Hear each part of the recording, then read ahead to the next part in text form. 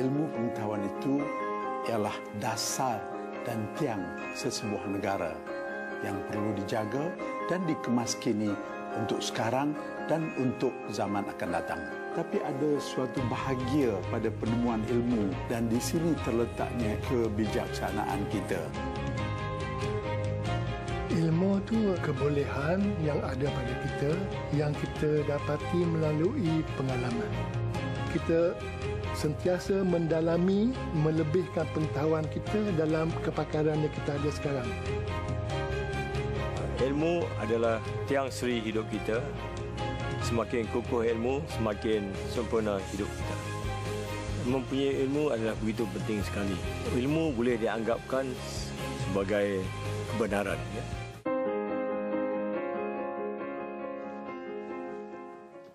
Assalamualaikum dan salam sejahtera. Anda sedang menonton agenda Awani secara langsung dari studio Awani Bukit Koran Kuala Lumpur dan anda sudah mendengarnya betapa pentingnya ilmu dan kita kerap melihat pada institusi pengajian tinggi tempatan. Dan kalau saya boleh petik daripada academia.edu, ada satu penulisan mereka yang mengatakan dalam kajian di Taiwan, ya, hanya 1% kenaikan daripada keluarnya produk-produk daripada IPT mereka akan menyaksikan pada hampir 0.35% kenaikan dalam keluaran industri mereka. Dan mereka mengukurnya dalam pelbagai perkara ini.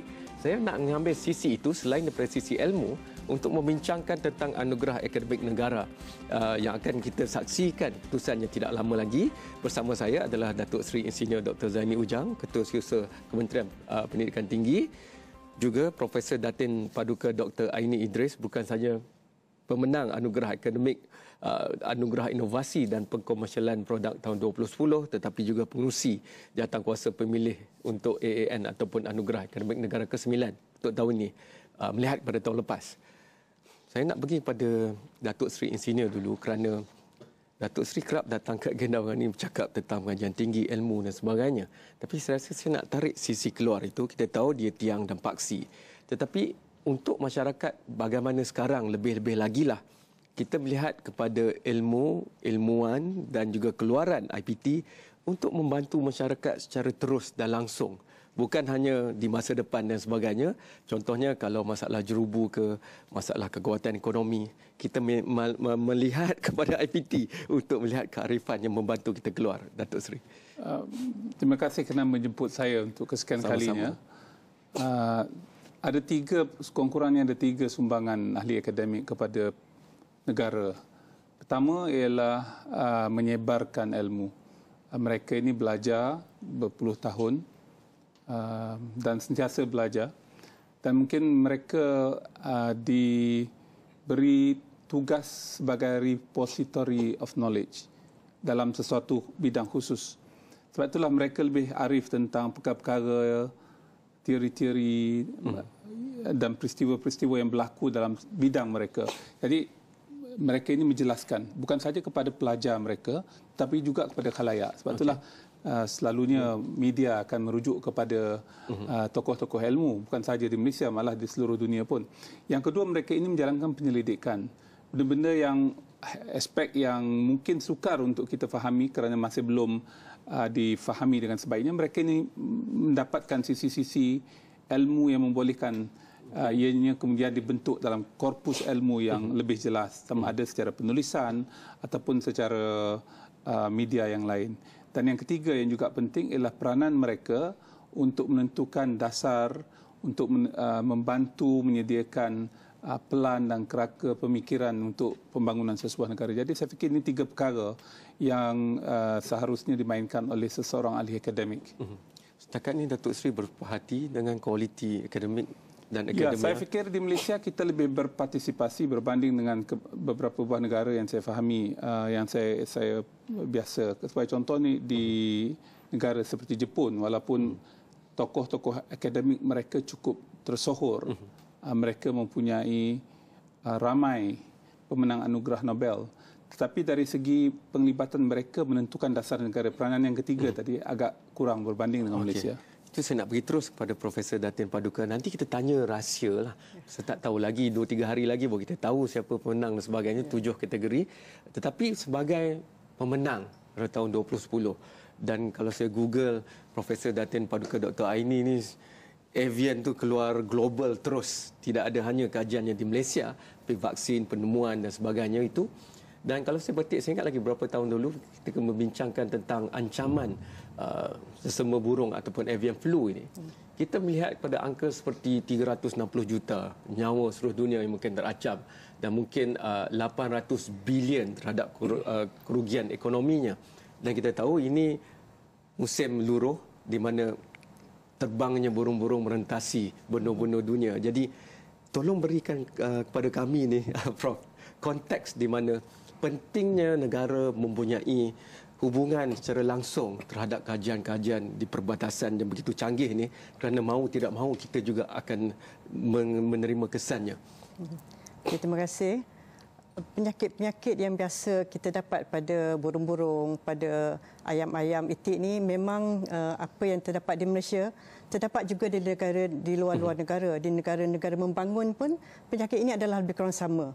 Jadi yang penting ialah untuk kita memastikan kita dapat melindungi ternakan kita dengan baik dan sebab kita tahulah seperti disebut tadi avian flu, bird flu ataupun avian influenza tadi, dia melibatkan bukan sahaja kepada burung-burung, ayam-ayam, tetapi juga kepada manusia. Dan manusia ni kita sekarang hidup dalam dunia yang tak ada border. Kita terbang dalam sedikit masa kita dapat ke mana-mana. Jadi siapa yang berpenyakit ataupun membawa penyakit akan capailah di mana negara yang disampai. Sebab itu kita sangat mustahak untuk melihat apa dia keadaan, apa dia isu yang penting untuk kita tangani dan dari segi itu kita melihat apa kajian yang perlu kita lakukan. Bagi Prof sendiri selepas 2010 itu mungkin lebih mendapat fokus daripada masyarakat dan juga industri. Mungkin itu antara satu yang kita hajatkan daripada AAN. Ya, selepas sebetulnya produk saya itu telah dikomersialkan pada awal tahun 2000 dan selepas anugerah yang saya terima itu lebih lama lah mengetahui tentang saya, dan memang sebelum itu pun saya juga bekerjasama dengan peternak-peternak di seluruh Malaysia, di kampung-kampung, dan juga produk saya telah dijual kepada lebih daripada 10 buah negara. Sekarang dalam proses untuk melisenskan di 5 negara lagi. Jadi pengenalan itu bukan saja di Malaysia lah, di serata dunia. Itu yang peranan yang kedua yang saya sebutkan tadi. Ya. Saya perlu pergi rehat yang pertama ataupun kita beri laluan kepada nilai komersial termasuk, tetapi saya nak pergi ke situ. Saya suka bila saya Google laman sesawang UPM, Profesor Datin Paduka masih berada di UPM. Dan kita tengok seluruh dunia pun kadang-kadang penyelidik dan profesor terus keluar bersama dengan komersialnya produk-produk dan kajian mereka. Bagaimana Datuk Seri Zaini nak menyaksikan imbangan di antara kedua ini, tuntutan komersial, tuntutan untuk memberi manfaat kepada masyarakat, itu kita bincangkan selepas ini.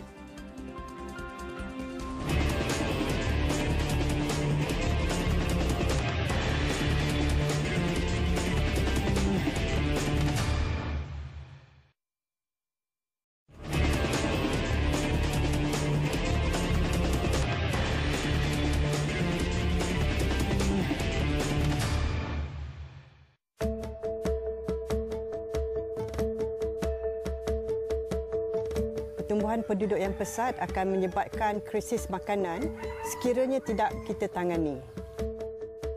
Sesuatu perlu dilakukanlah untuk memastikan semua makanan mencukupi.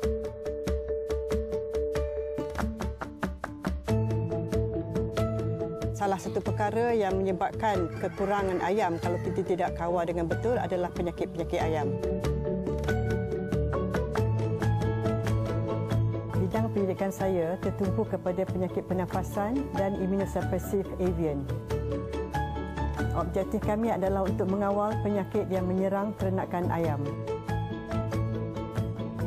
Alhamdulillah, kerja kami di sini telah mendapat pengiktirafan di dunia sains antarabangsa. Yang pertamanya ialah vaksin penyakit Newcastle yang tahan haba. Dan keduanya adalah vaksin puru ayam yang dikeluarkan melalui tisu kultur. Kerja veteriner mungkin tak glamour, tapi dalam diam-diam sains menyelamatkan dunia.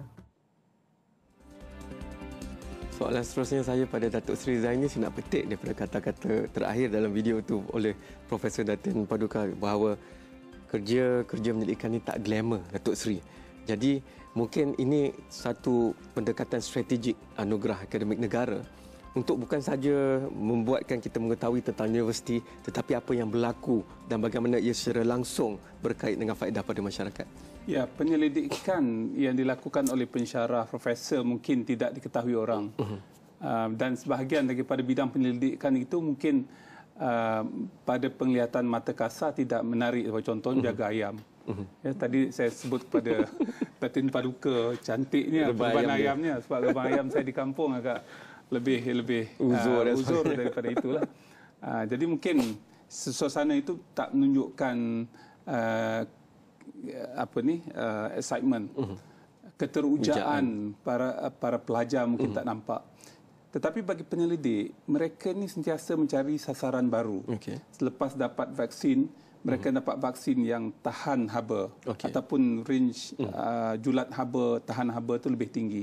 Kemudian selepas itu mereka mencari vaksin yang lebih. Jadi sentiasa mencari matlamat yang ataupun target yang sasaran yang lebih tinggi. Dan saya fikir itulah excitement mereka. Dan excitement mereka ni tak sama sebab sebahagian daripada yang mereka dapat itu bagi kebanyakan orang bukan kejayaan. Ya, kalau mendapat vaksin baru, kalau tidak mampu dijual sebagai contoh, untuk menjual pun satu perkara yang susah. Ya, dan sebahagian kecil saja yang boleh melakukannya. Jadi bagi kebanyakan masyarakat kita melihat itu bukan sesuatu perkara yang menyeronokkan. Apatah lagi kalau bidang yang lagi sukar difahami. Sebagai contoh adalah bidang fizik, dalam bidang mathematics.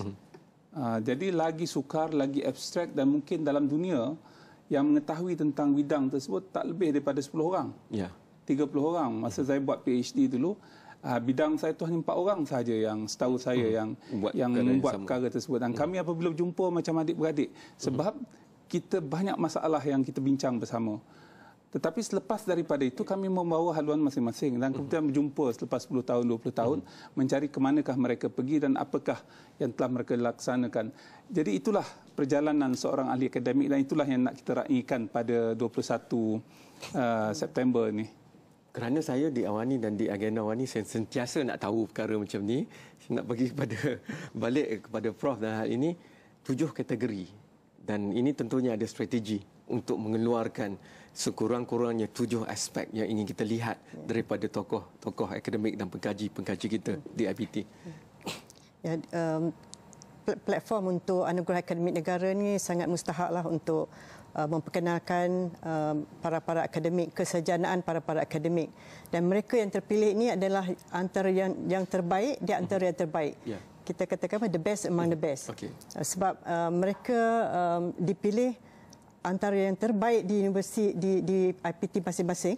Sebab anugerah akademik negara ini bukan saja untuk universiti, tapi juga kita besarkan kepada politeknik, college community, university college, IPG, perguruan. Jadi mereka semua boleh mendengahkan para akademik mereka yang cemerlang. Yang mustahak kat sini adalah untuk menonjolkan para akademik yang cemerlang. Dan kita lihat dalam anugerah yang diberikan, 3 perkara pentinglah yang kita hendak sebarkan. Satu, bukan saja biasanya kalau orang menyebut akademik ini adalah tentang pengajaran, penyelidikan. Tapi ini bukan saja tentang pengajaran ataupun pendidikan. Kita juga menunjukkan mereka-mereka yang mempunyai bakat dalam kesenian, bakat dan mereka yang dapat mengeluarkan produk-produk daripada hasil pendidikan yang dapat digunakan oleh masyarakat sama ada di Malaysia ataupun di negara-negara lain. Dan kita juga yang mustahil untuk memperkenalkan bakat-bakat tersebut yang dapat macam seni tadi. Kebanyakan seni orang tidak begitu tahu, kecuali seni yang popular di luar lah. Tapi seni yang dikeluarkan oleh para penyelidik, kita ada seni visual, seni craft, seni bina, persembahan, kreatif, penulisan kreatif pun ada di sini. Jadi 7 kategori itu sangat penting lah. Yang mustahak sekali, yang paling tinggi sekali ialah tokoh akademik. Sebab ini adalah kita mengiktirafkan tokoh akademik yang cemerlang. Dan itu penanda arasnya ya, Prof? Itu penanda aras dia. Dan memang kalau kita lihat tokoh ini memanglah mereka begitu gigih sekali dalam pendidikan daripada mereka bekerja sehingga mereka habis bekerja pun masih lagi mempertingkatkan tentang pendidikan. Saya perlu memberi laluan terakhir kepada komersial, tetapi apabila kembali nanti, soalan saya pada Prof senang je. Kali ini bagaimana saingannya sengit ke? Kerana kita tahu anugerah ini kalau tak ada yang layak maka tak diberi. Dia tak semestinya kena diberi. Betul. Jadi saya nak tahu kualiti untuk kali ini daripada Datuk Seri pula. Saya nak tahu kerana dalam ni diberikan juga pemecahan kepada sains sosial. Ada pula sains sosial gunaan dan sebagainya. Selalunya kerap dipertikaikan bahawa asyik bagi kepada sains dan teknologi. Kalau bukan STEM, yang lain itu tak masuk. Tapi kalau tak ada seni dalam STEM pun tak bagus juga. Jadi saya nak tanya Datuk Seri bahagian itu untuk Prof. Yang itu soalan saya, itu selepas ini.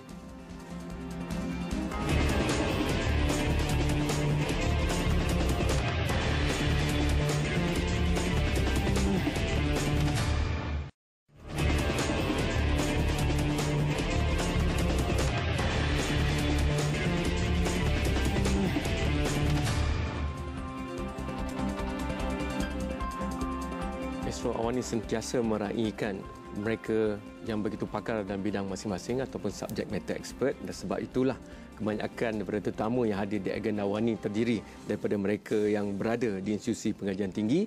Soalan saya balik kepada Prof, adakah tahun ini lebih sukar untuk jawatankuasa pemilih kerana mungkin dengan lebih banyak pendedahan dan perkara yang kita raihkan oleh kerajaan terhadap bidang pengajian tinggi misalnya dalam pelbagai pelan dan sebagainya, adakah kali ini kita menyaksikan persaingan yang lebih sengit?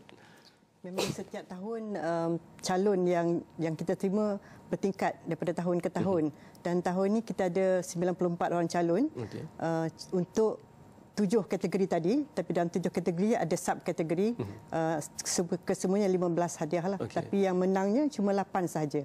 Jadi seperti yang kita sebutkan tadi, kriteria pemilihannya adalah sangat ketat, dan untuk mencari yang terbaik antara yang terbaik. Cara pemilihan, kita ada titik ambangnya. Kalau tidak melepasi titik ambang, umpamanya 80% untuk mendapatkan sesuatu hadiah, kita lihat daripada kriteria kita tersebut dahulu, hanya siapa yang melepasi titik ambang sahaja dilihat secara detail kembalilah. Dan pakar-pakar pemilih, ahli jawatankuasa pemilih terdiri daripada semua yang mempunyai kepakaran masing-masing berkaitan dengan anugerah tersebut.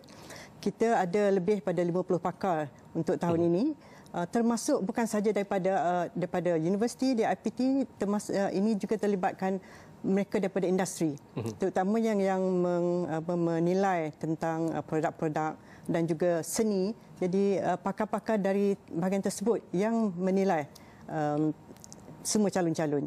Dan calon-calon pula adalah dicalonkan oleh setiap IPT yang mereka pilih masing-masing. Ini pun telah ada pemilihan di peringkat universiti masing-masing.